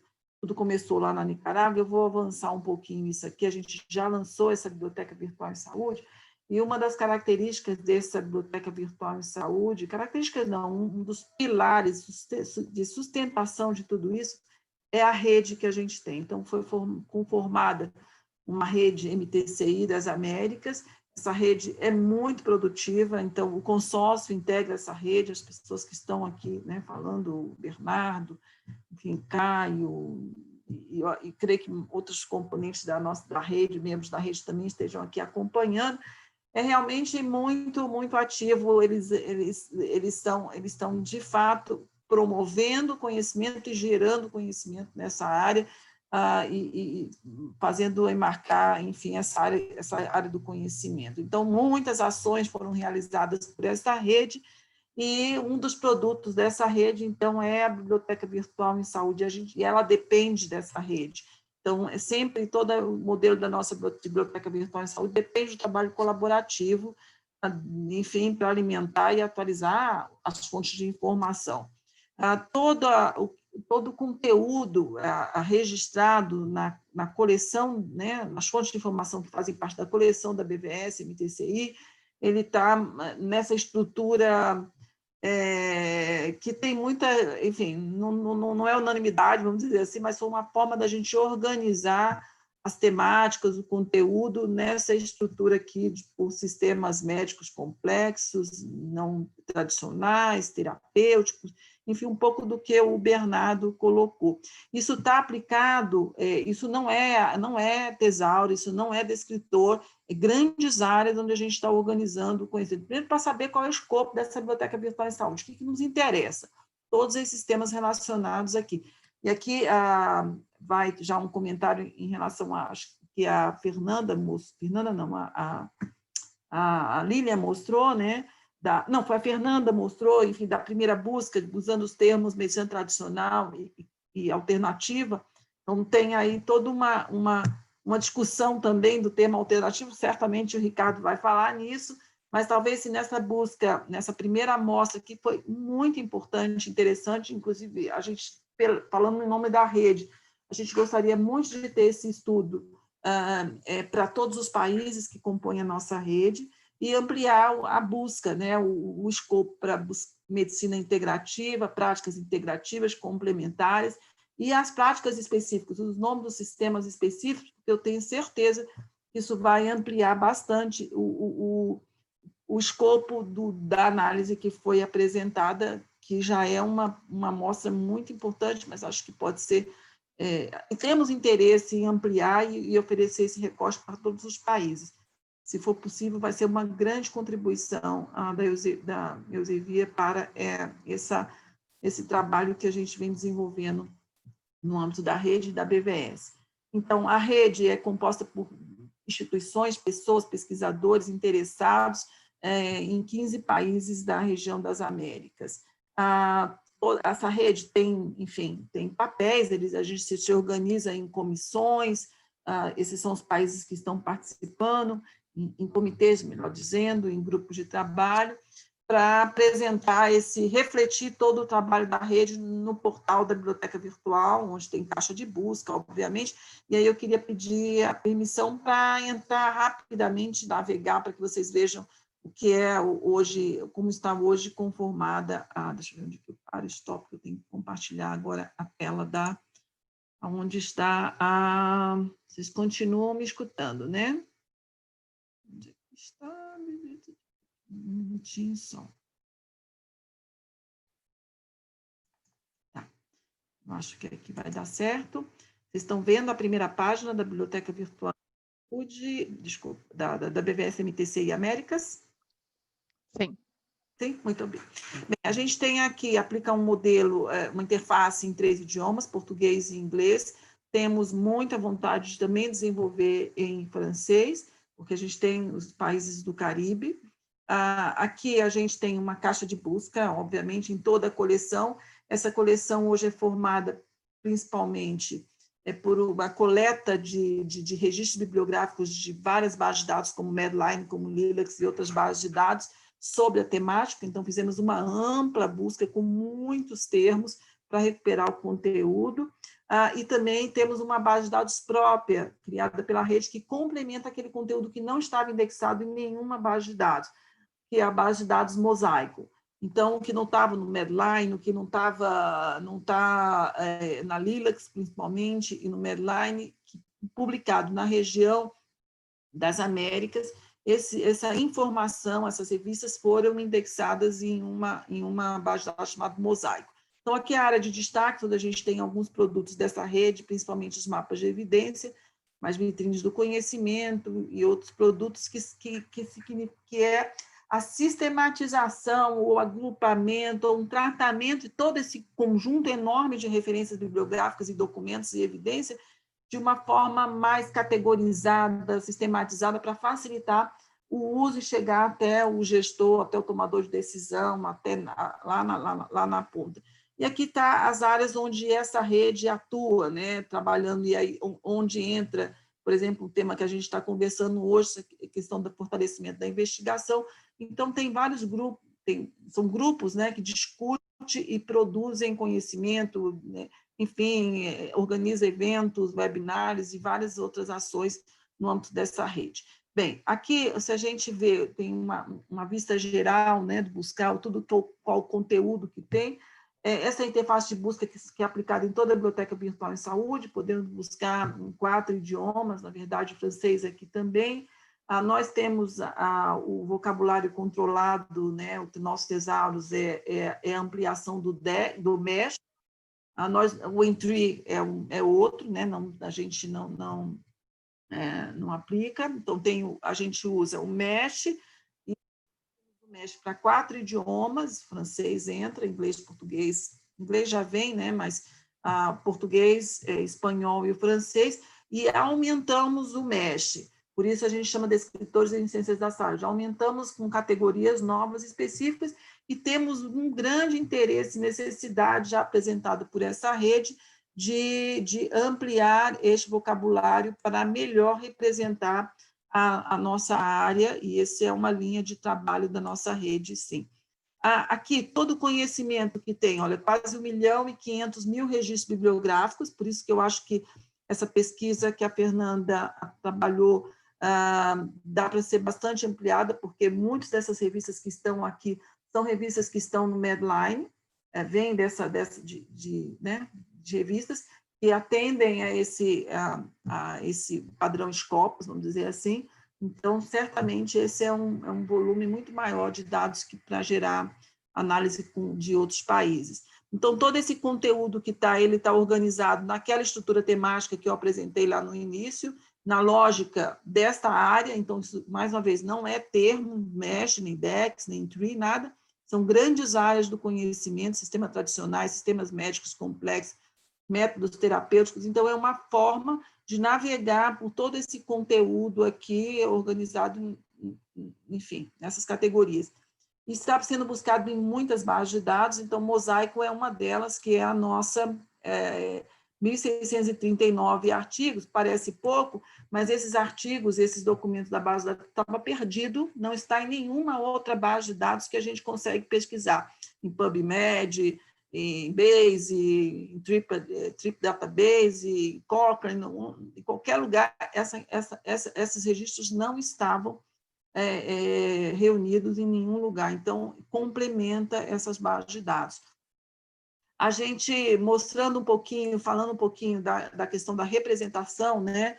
A gente tem uma pesquisa também que dá para ir pelo MESH e o DEXA, que a gente trabalha com todos os idiomas juntos, então a questão do Ayurveda, vou buscar o Ayurveda aqui, porque dentro do DEXA e do MESH, a gente já considera medicina ayurvédica e não Ayurveda, então, para mostrar um pouco essas diferenças. Isso é importante, a diferença de como representa os termos, os vocabulários, porque isso numa busca para fazer uma revisão sistemática, ou mesmo os mapas de evidências que a gente tem feito, a gente tem que buscar por todos os lados. Então, é muito importante a gente não condicionar a busca a um descritor único, né, somente ao descritor, mas também ampliar para termos livres e todas as variações e todos os sinônimos que inclui um determinado tema. Então, a gente trabalha com sinônimos na verdade, já são 4 idiomas aqui só está aplicado 3 idiomas, mas está entrando o francês também. Então, é um volume bastante grande de termos, vamos dizer assim, para facilitar na busca. E qualquer busca, você pode usar tanto o sinônimo como o termo oficial, vamos dizer assim, em qualquer um dos idiomas, funciona bem na busca. Um diferencial importante para nós é poder trabalhar no idioma em português, né, e em espanhol, independente do idioma do texto. E só mais uma última coisa que eu queria compartilhar com vocês é que, no início, acho que tem uns 2 anos, a gente fez uma infometria de tudo que tinha sobre o tema da MTCI, só para dar uma primeira... Estava começando a construir a Biblioteca Virtual em Saúde, para ter uma ideia do que a gente tinha de publicação. Então, eu gostaria muito de oferecer isso e fazer uma parceria com vocês, Elsevier, para a gente seguir explorando esse tema da infometria, né, da onde está se publicando, em que país, o que temas, enfim, tudo isso, e juntar com a informação, os dados adicionais, outros critérios que vocês têm, isso realmente nos interessa muitíssimo. Saber quem são os autores, quem são as instituições, onde se publica, quais são os países. Então, aqui tem várias formas de olhar isso. São 160 mil documentos que estão aqui mapeados. Acho que tem mais de 2 anos já que a gente fez essa busca, e podemos andar por algumas temáticas aqui dentro. Tudo isso foram temas que os descritores, por exemplo, plantas medicinais, é uma infometria que está aberta, é navegável, enfim, interativa, você pode ir ajustando o mapa por esse termo, plantas medicinais, e ver que país está publicando, e tem outras miradas que a gente chama, né? Outras formas, visualizações dessa infometria. Está muito pequenininho aqui, né, para vocês, eu diminuí para caber na tela. Agora sim. Então, você pode ver a publicação na área de plantas medicinais que está registrada ao longo dos anos, enfim. Então, a gente fez um corte, né? Tem uns 3 anos isso, por isso que só está até esse pedaço de 2015. Aliás, está aqui, maio de 2017, foi quando a gente fez a busca nessas bases de dados. Então, é isso, de uma maneira geral, assim, o que a gente tem hoje na Biblioteca Virtual em Saúde, que tem que ser viva, dinâmica, e cada vez, enfim, com maior participação e mais acesso dos usuários. Muito obrigada.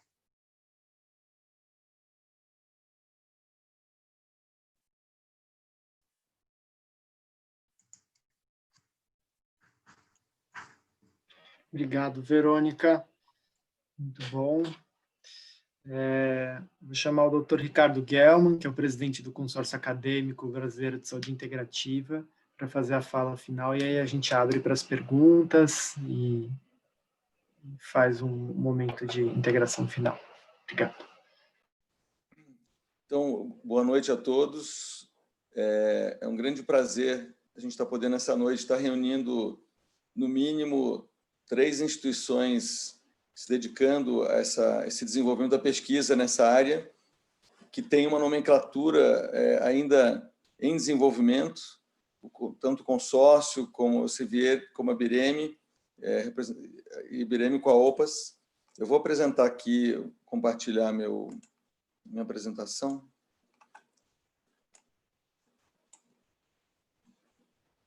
Para poder seguir.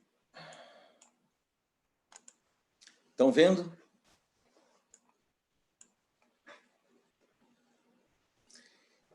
Então, eu gostaria de celebrar nessa noite essa parceria, tanto com a Sevier como a Bireme, OPAS e MS, e agradecer, porque é uma construção conjunta que temos que criar. O primeiro mapa que eu gostaria de apresentar não é o mapa de evidências, já vou entrar, mas esse mapeamento mostra como essa área, que na Política Nacional de Práticas Integrativas do Ministério da Saúde é chamada de Práticas Integrativas e Complementares em Saúde, PICS, elas estão inseridas amplamente no serviço de saúde, com ênfase na atenção primária, e em 77% dos municípios brasileiros, em todas as capitais. Então, enquanto a pesquisa é necessária, ela tem que atender a uma demanda que é a implementação através de políticas públicas. A gente gostaria também de dizer que um dos comitês do consórcio, que é o Comitê de Pediatria, está agora responsável, eu estou como guest editor do Special Issue de Integrative Pediatrics, de uma revista importante da Sevier nessa nossa área, e também dizer que essa terminologia CAM, Complementary Alternative Medicine, que foi a base para se pesquisar, no mundo inteiro ela está sendo revista, né? O próprio centro no NIH, que era chamado NCCAM, National Center of Complementary Alternative Medicine, mudou de nome nos últimos anos para NCCIH, National Center of Complementary Integrative Health. Ou seja, o termo saúde integrativa foi adotado pelo NIH ao invés de medicina alternativa. Então, já está vendo essa mudança. A Sociedade Internacional de Pesquisa também agora adotou o termo OMS, que é MTCI, ou TCIM, Medicinas Tradicionais Complementares Integrativas. Então, o mundo inteiro está nesse momento de migração do CAM para medicina complementar e integrativa ou saúde integrativa. É a tendência mundial. Então, no nosso site do consórcio, a gente tem uma grande honra de espelhar isso que foi apresentado pela Verônica Abdala, que é todo esse sistema de busca. O que a gente fez foi colocar um plugin para várias línguas, então a gente está tendo acesso agora do pessoal da Índia, da China, do nosso site do consórcio, para pesquisar esse 1.499.000 publicações dessa terminologia ampla. E fazemos parte dessa rede, com certeza, pan-americana, né? Rede MTC América.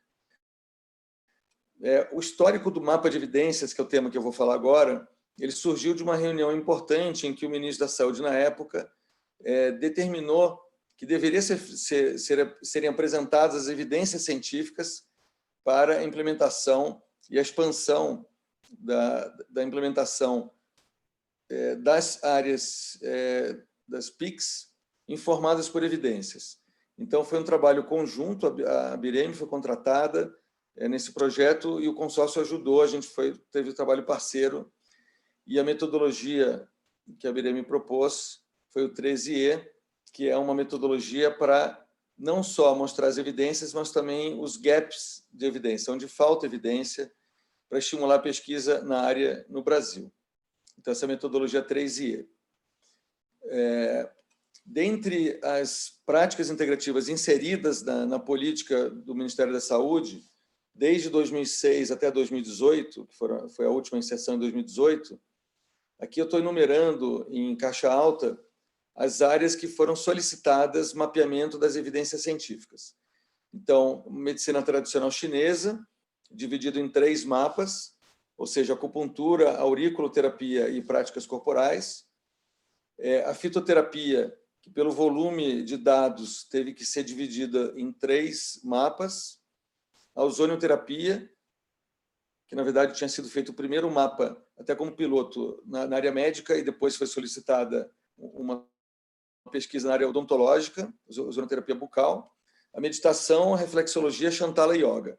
Até esse momento, todos os profissionais de saúde na área não tinham noção do volume de publicações. E montamos, então, uma oficina, BIREM, junto com o consórcio, para reunir 40 pesquisadores de várias universidades do Brasil para desenvolver essa metodologia.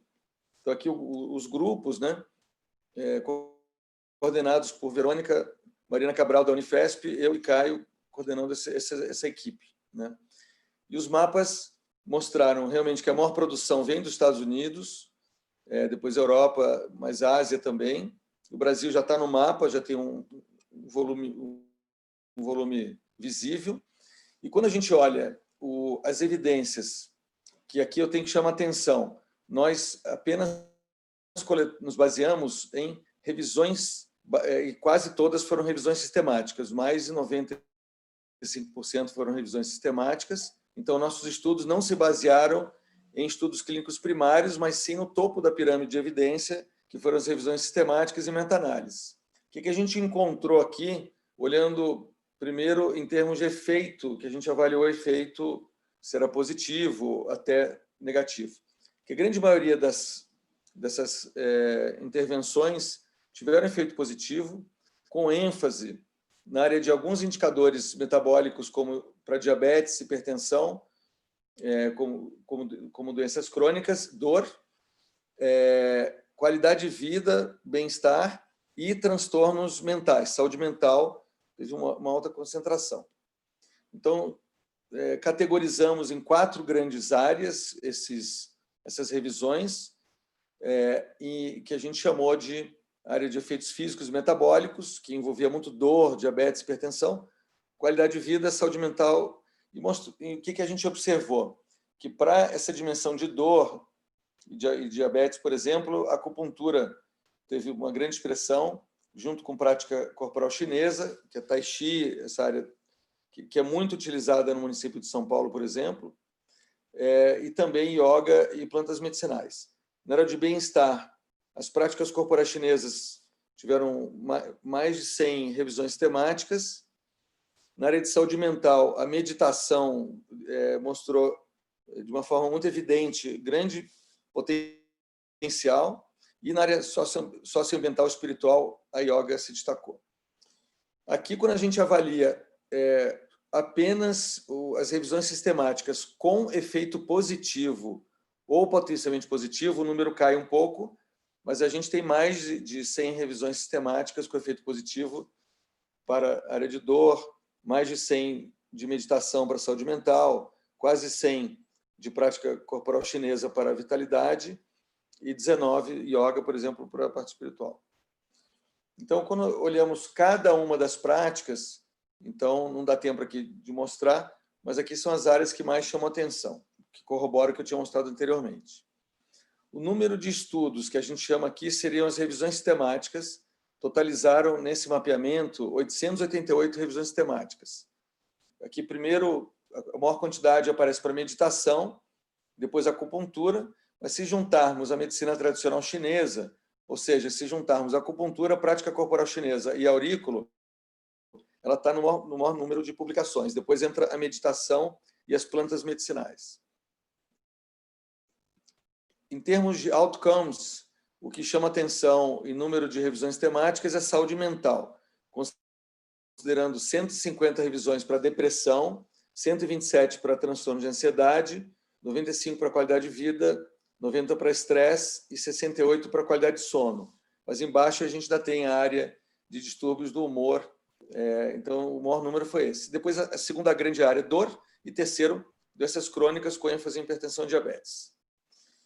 Quando a gente fez uma avaliação só para oncologia, para um congresso que teve no NIAID há 2 semanas atrás, a gente viu que existem 57 revisões sistemáticas nesse primeiro mapeamento, que não é o mapeamento de todas as 29 práticas inseridas na política, é apenas de 7 práticas, todo esse mapeamento, mas ele mostra que acupuntura, meditação, plantas medicinais e Shantala para oncologia pediátrica tem um número interessante de revisões temáticas.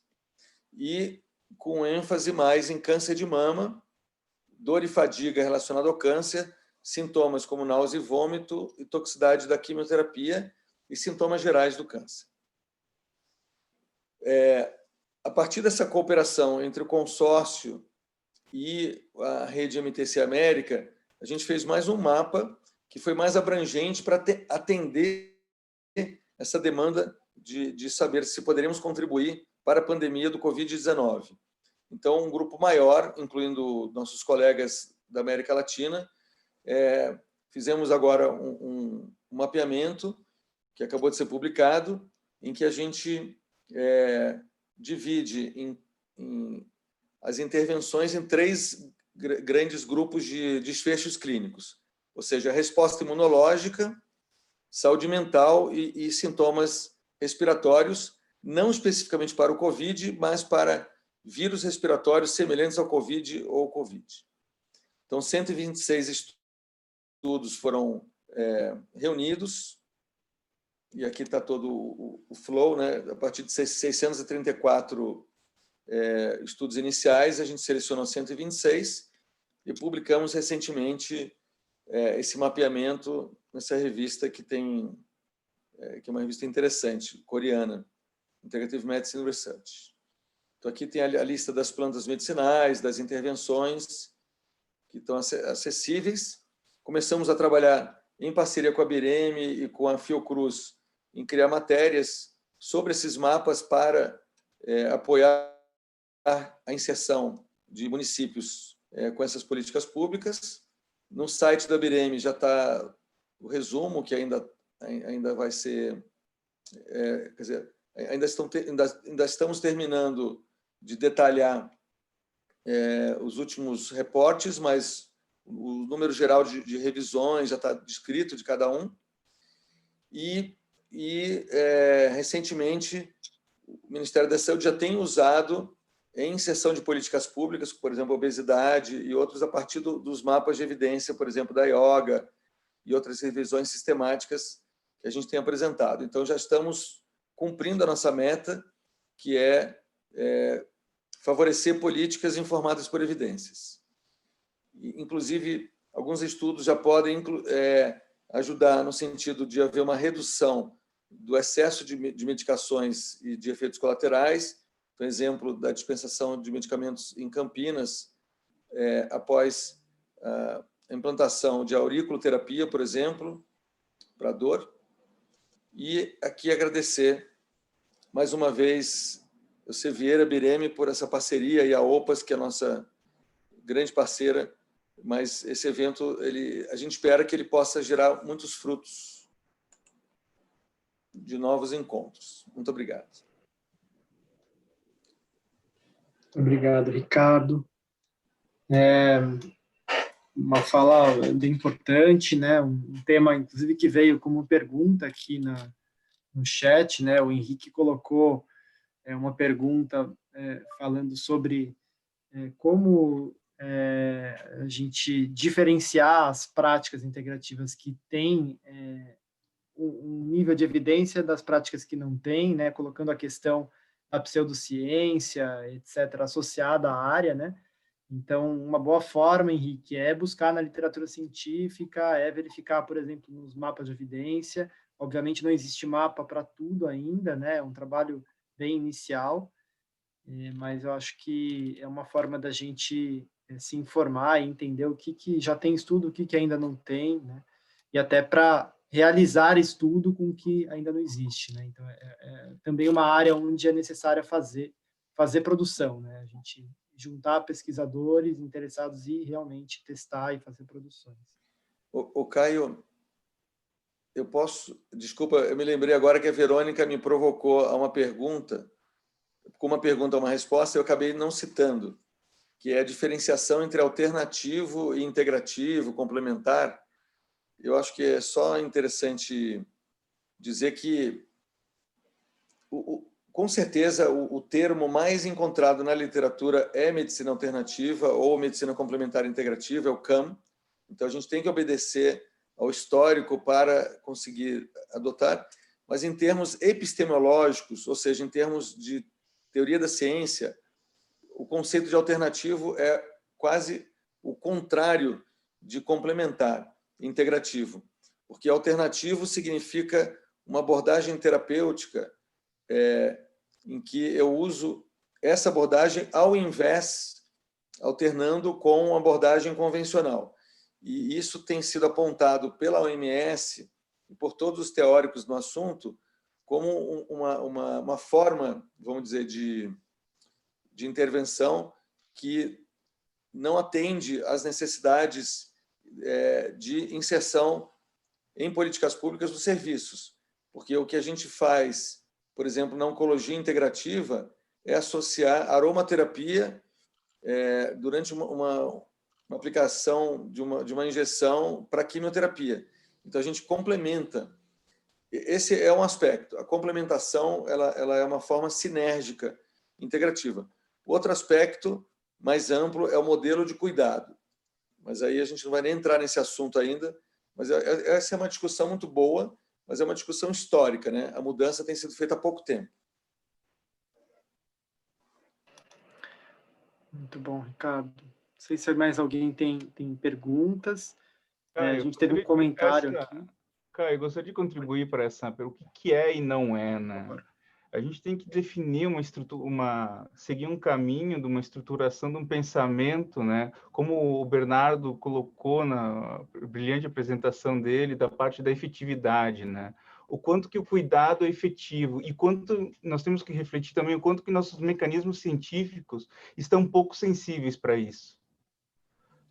Temos uma dupla jornada, aumentar a quantidade de estudos na área, que já estão crescendo, né, de maneira significativa, mas a efetividade do cuidado, para dizer se é uma prática ou não, ela vai ter que ser colocada à luz também de um desafio nós, como pesquisadores, para novas lentes de abordagem, para reinventar o próprio científico. Nós temos, por exemplo, o caso emblemático e o ataque que está sofrendo a homeopatia em todo o mundo, né? Principalmente na Europa. Então, onde se você for aplicar a lente tradicional, conservadora, científica, por exemplo, os mecanismos de meta-análise da Cochrane, por exemplo, nos estudos que ela apresenta, ela fala que não tem efetividade, mas não tem efetividade do quê? Né? Os estudos que ela juntou, eles são tão diversos que não permite uma comparabilidade. E também, como foi tocado no assunto aqui das racionalidades médicas, a estrutura da cosmologia do cuidado é muito diferente também. Então, aplicando, por exemplo, homeopatia para hipertensão. Não, ela não trata dessa maneira o usuário. Ela trata de uma maneira muito mais profunda e através de uma anamnese do que simplesmente substituir ela pela abordagem hipertensiva, de tratamento hipertensivo tradicional. Então, nós, como pesquisadores, temos esse compromisso agora, principalmente de reinventar esses mecanismos da ciência. Não é uma nova, não é uma outra ciência. Eu acho que é disputar o campo da ciência em prol do cuidado e da promoção da saúde. Obrigado, Caio. Obrigado, Ricardo. Obrigado, Rafael. Obrigado, Rafael. Só colocar aqui que o Carlos Marcelo Rocha colocou um comentário aqui, né, sugerindo a criação de uma área, de um comitê de direito integrativo, né? Ele é vice-presidente da Comissão de Direito Sistêmico da Associação Brasileira de Advogados. uma área interessante, importante também, né? É uma área com o crescimento das abordagens, né? A gente precisa avançar também na forma de olhar para isso do ponto de vista jurídico. Então, com certeza, Carlos, é uma ótima contribuição e o consórcio está à disposição para falar sobre isso. Mas alguém tem perguntas? Gostaria de colocar algo? Eu tenho uma mesmo um dos pergunta. palestrantes. Tem uma pergunta bem extensa aqui no chat da Maria Eulália, que eu acho que é importante para vocês pronunciarem. Eu vou ler a pergunta. Saúde e educação caminham de mãos dadas. Qual a posição de vocês sobre a inserção de disciplinas curriculares nos projetos pedagógicos dos cursos da área da saúde? Já existe essa discussão dos órgãos responsáveis pelas diretrizes curriculares? Não sei se alguém quer responder, mas eu também posso contribuir. Posso começar aqui, Caio? Pode, Ricardo. Eu queria que o Bernardo falasse também, e o Caio, porque vivem isso. Eu acho que isso é uma questão fundamental, porque o que a gente tem percebido, inclusive em pesquisas sendo feitas sobre aos profissionais de saúde se deveriam implementar ou indicar, o que existe é um enorme desconhecimento, né? Foi feita uma pesquisa recente em residentes de pediatria em Brasília, mostrando que tem interesse que seja incluído. Agora, isso passa pela graduação, né? A graduação já deveria incluir, e eu acho que o único país que conseguiu avançar nessa direção foi a Suíça, que eu saiba. A Suíça fez um plebiscito em 2013, perguntando a toda a população se deveria ou não ser inserida nas faculdades da área da saúde essa área das medicinas tradicionais complementares integrativas. A resposta foi sim. Então, em todas as faculdades de medicina, por exemplo, da Suíça, é obrigatório, na graduação, dessa área, porque é uma área que tem um enorme desenvolvimento e ele corre paralelo, né? Então, é um tema fundamental e informar as evidências, né? Porque a gente tem muita coisa.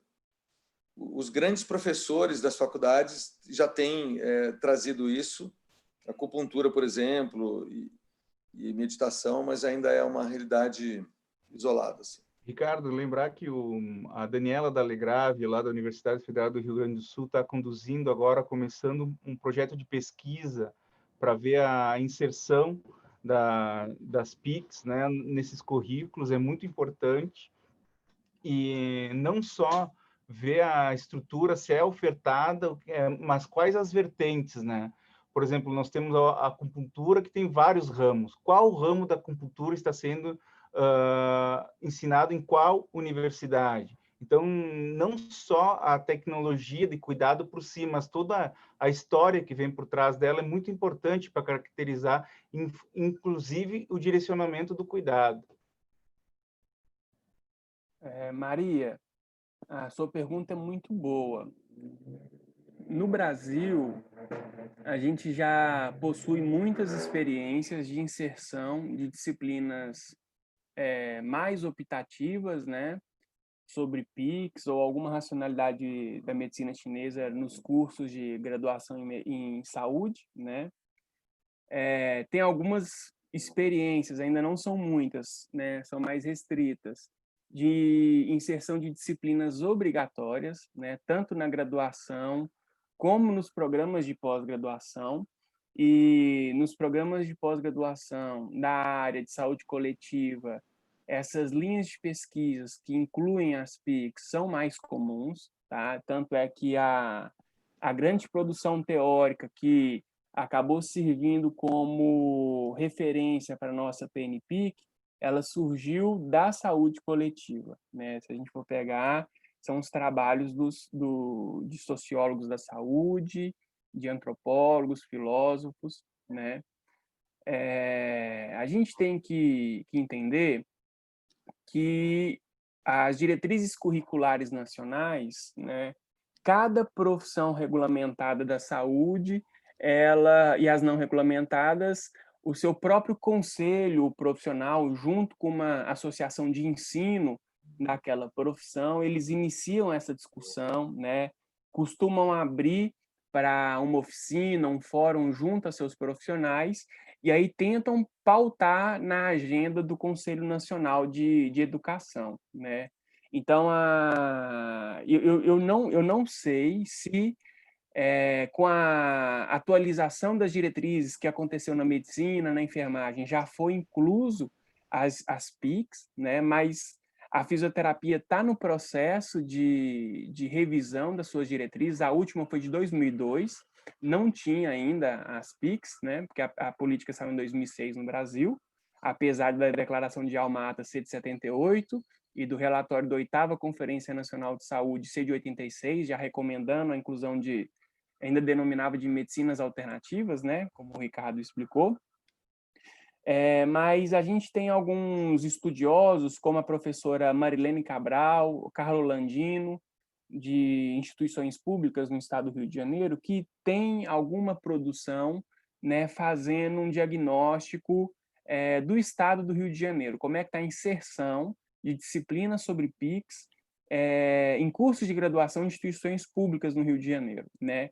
E o resultado encontrado foi que nos cursos de medicina e enfermagem, essas disciplinas estão mais presentes, né? Então são mais frequentes do que nos outros cursos de graduação.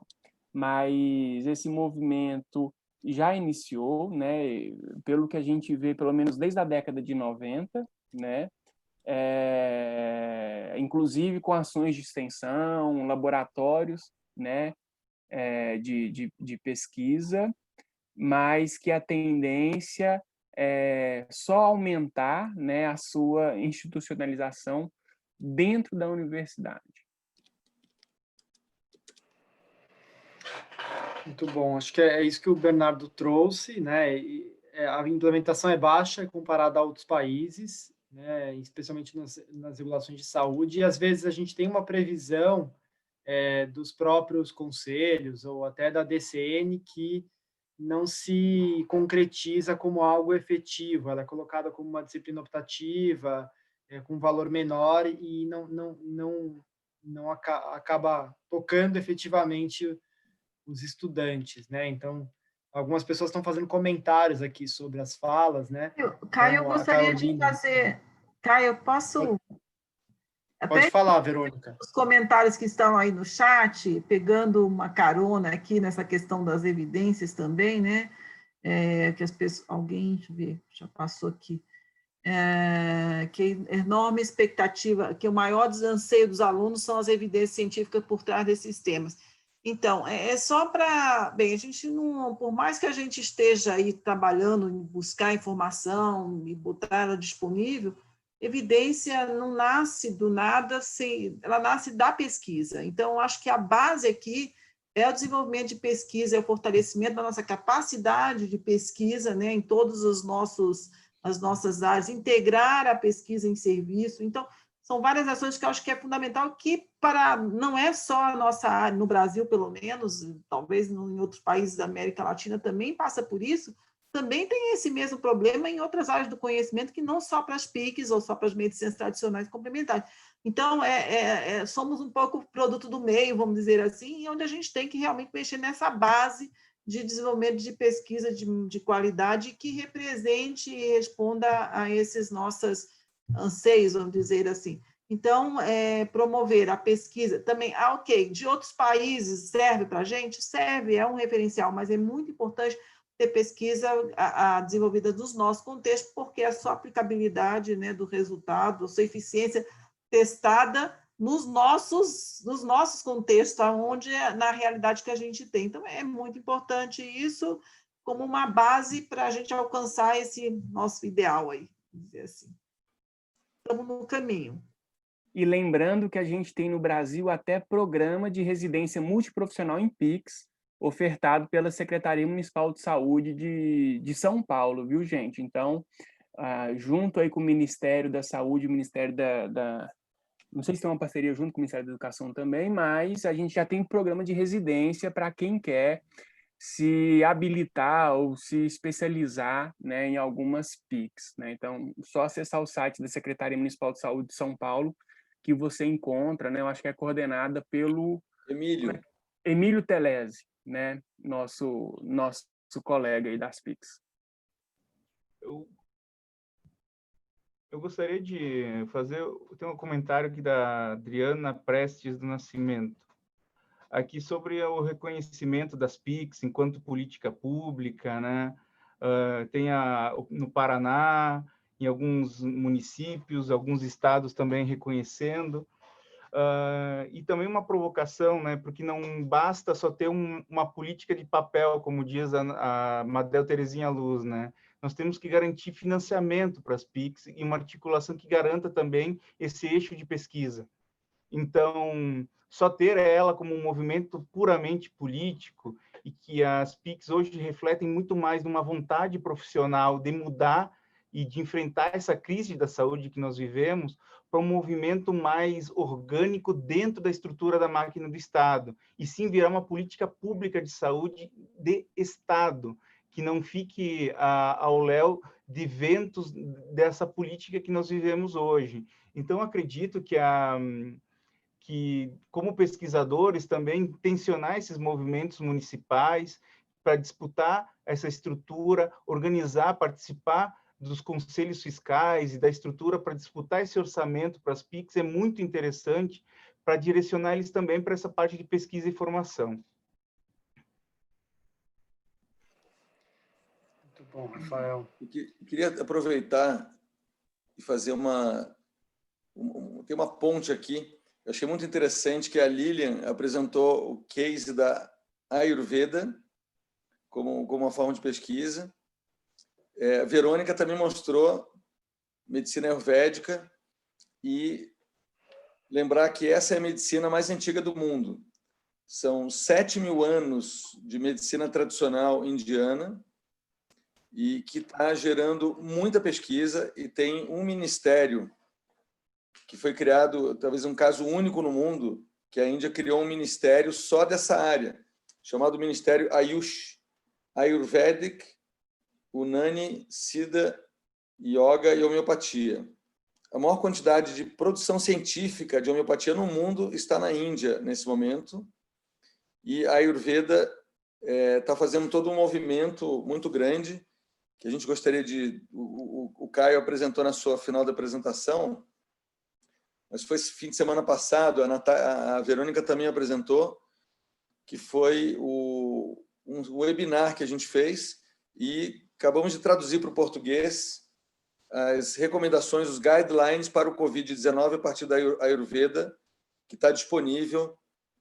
A gente vai divulgar aqui, não sei se o Caio puder colocar o link para todos, porque eu acho muito importante a gente reconhecer que a medicina convencional é uma medicina jovem, ela não tem 200 anos, a nossa, que a gente chama de alopatia, ela não tem 200 anos. Antibiótico terapia, que nasceu em 43, primeiro antibiótico, penicilina. Agora, todos os grandes laboratórios já definiram que a antibiótico terapia está chegando ao fim do seu reinado, pela resistência mundial e todo o apelo ao uso racional da antibiótico terapia, porque a antibiótico terapia é uma terapêutica muito importante para o avanço da medicina, mas ela já não é mais tão eficaz como há 10 anos atrás. Então, a gente precisa agora fazer esse esforço de trazer, baseado em evidências, todas essas tradições antigas e outras novas que surgiram nos últimos 200 anos, como homeopatia, medicina antroposófica, e lembrar do caso da meditação mindfulness, que eu acho um caso incrível, porque o mindfulness é a meditação mais pesquisada. Se você buscar evidências em meditação, mindfulness é a mais pesquisada. E de onde que ela surgiu? De um pesquisador na Universidade de Massachusetts, que organizou em protocolo de 8 semanas uma meditação milenar budista, e se tornou algo que pode ser pesquisável. Então, acho que a gente está vivendo um momento agora muito histórico, em que as doenças crônicas estão aumentando, não temos saída pelo modelo de saúde que está sendo desenvolvido, embora temos enorme avanço na área de doenças agudas, emergência, e algumas áreas específicas são muito importantes. Então, queria só trazer essa reflexão e homenagear aqui a medicina ayurvédica, embora eu, pessoalmente, sou da medicina antroposófica, meu background, porque são 7.000 anos para a gente atualizar em pesquisa agora, nesse momento. Muito bom, Ricardo. Acho que esse espaço que a gente está tendo aqui é um espaço que abre uma possibilidade muito importante, que é informar, né, trazer informação atualizada de pesquisa para os pesquisadores, né, e também possibilitar a abertura de um debate, que é a questão da ausência de financiamento específico, né, para editais para pesquisa nessa área, né, a ausência aqui no Brasil, eu diria, né, países como os Estados Unidos investem muito em financiamento na área. Então, para dizer também que existe toda uma luta política, econômica, que toca a pesquisa científica, que não é o tema da fala de hoje, mas que está presente sempre, que são interesses econômicos, né, que transcendem a ciência e que tocam e direcionam a ciência, né? Então, é importante a gente também olhar para isso.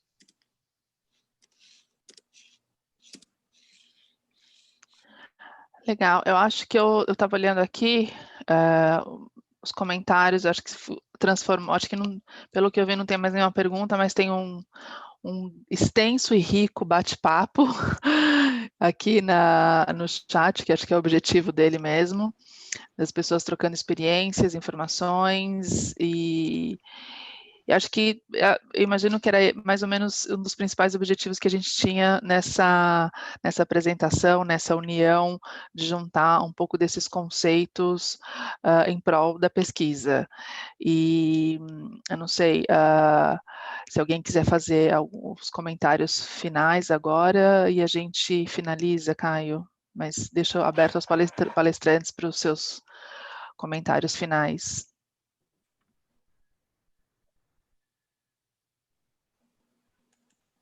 Por favor, quem quiser colocar suas considerações finais, a gente já encerra. Bem, eu queria só agradecer também a oportunidade, também dar uma boa noite aí para toda a rede que está aí. Tem muita gente da nossa rede prestigiando, né? É muito importante isso, enfim, é legal ter vocês aqui.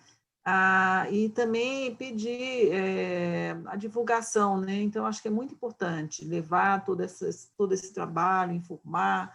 Eu até comentei, se tem grupos de alunos que quer conhecer como funciona a Biblioteca Virtual em Saúde, a gente faz apresentações pontuais, dirigidas, é só pedir e coordenar bem, a gente está super à disposição. Igualmente, o pessoal do consórcio, tenho certeza. Muito obrigado, boa noite. Obrigada, Eusebia, também por esse espaço. Obrigada, Verônica.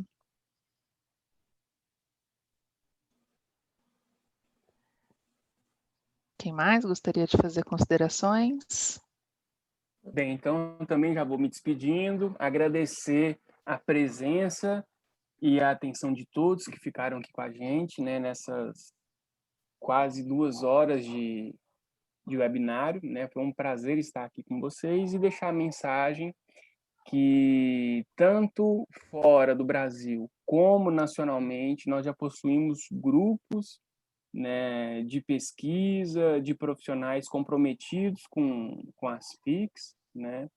Então, tentem seguir esses grupos, né, os sites, as redes sociais, para que você possa tentar obter informações de qualidade, com maior confiança, né, informações institucionais, e se aprofundem também no estudo dos estudos científicos, para que consigam separar o joio do trigo, né? Então, fazer a busca de artigos de qualidade, que são relevantes e podem trazer um valor de uso para a sua prática profissional.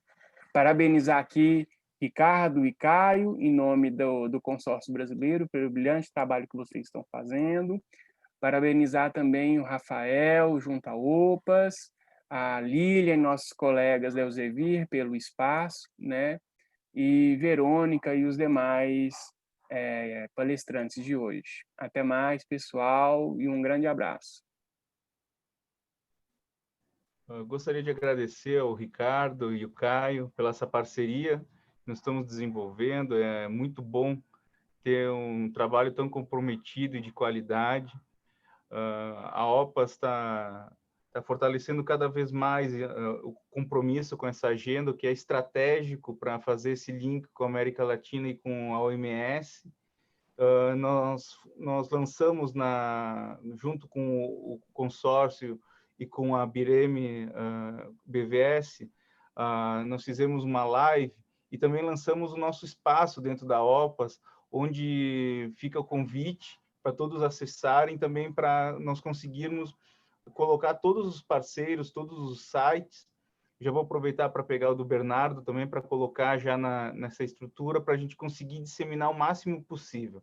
Obrigado e boa noite. Queria agradecer essa parceria, porque realmente só podemos construir uma dimensão e um status maior de pesquisa nessa área com parceria com instituições sérias. Então, gostaria de agradecer ao Severo, em nome de Lilian, que tem todo esse perfil latino-americano na sua gestão, que é muito parecido com o que o consórcio também está fazendo junto com a rede, MTC América. E agradecer também Rafael, que tem sido um ponto focal nessa área, que é uma área inovadora dentro da OPAS, pela grande parceria, e dizer que a gente teve uma reunião semana passada, que o Severo foi comentada pelo pessoal da China, então queria parabenizar. A gente teve uma reunião da diretoria do ISCMA, aquela sociedade de pesquisadores na área, e a professora da Universidade de Beijing, ela disse da parceria com o Elsevier para criar o Embase, o TREE da medicina chinesa. Então, a gente vê como o mundo é pequeno, né? A gente está circulando aí, e com certeza a medicina chinesa está fazendo um trabalho belíssimo de organização, de inserção no CID, como o Bernardo falou. Sim. Então, esperamos, o que eu posso dizer, esperamos os próximos capítulos que dessa reunião de hoje surja. Muito obrigado. Muito bom. Acho que eu vou falar então, Caio, depois você finaliza. Obrigada a todos, obrigada pela participação, pela parceria. Ricardo, na verdade, a equipe do Embase trabalhou em conjunto com a Universidade de Medicina Chinesa de Beijing para desenvolver os descritores da medicina tradicional chinesa. É como se fosse um módulo à parte que a gente tem, inserindo uma série de novos conteúdos. E é por isso que é importante mostrar. É tudo muito novo, muitas novidades, muitas coisas a serem adaptadas ainda, e a gente faz isso de acordo com a demanda de vocês que estão aí em campo fazendo as pesquisas. Então, em nome de Elsevier, nos coloco tanto as soluções que eu represento como qualquer outra à disposição para treinamentos, apresentações, com o intuito de ajudar a alavancar a pesquisa científica no Brasil e na América Latina. Muito obrigada e boa noite a todos. Lilian,